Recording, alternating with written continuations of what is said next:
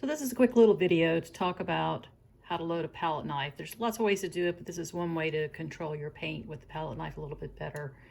So when you mix your paint, you want to put it up into a pile, wipe your knife, and then you want to pick up a bead of paint along the edge of the knife, and I do that by dragging my knife through the paint. And now I have a bead of paint along the edge of the knife. And this allows me to control the application a little bit better. So I can take my knife and notice the angle of the knife against the surface and drag that bead of paint into a thin line. So I could make lines with it.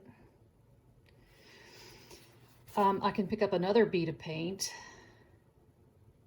This is a little bit thicker bead of paint. And now I can drag this knife down to cover an area.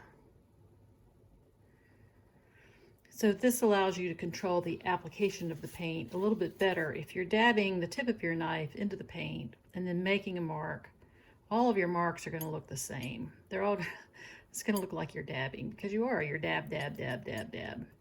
And it's not that that's the wrong way. It could certainly be used effectively to cover some types of areas. It's just that if we, get this paint into a pile and pick up a bead, now I can pick up a bead on just a small end of the knife, not using the whole knife, and now I have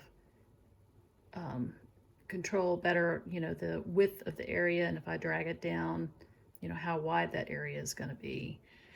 You can do that as well. So again, it's just about picking up that bead of paint. Notice the angle of the knife that I'm holding. Rewatch the video and look at the angle of the knife against the surface, both in picking up the paint and in applying the paint.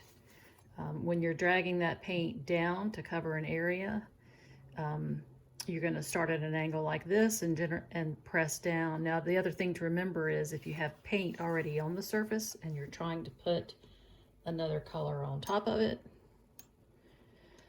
just mix some of this in.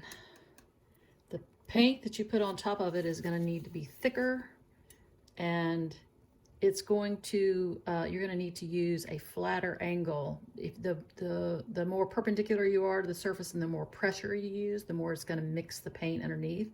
And that's true with both a brush and a knife. When you hold it flatter and drag it with less pressure, you can lay that paint on top.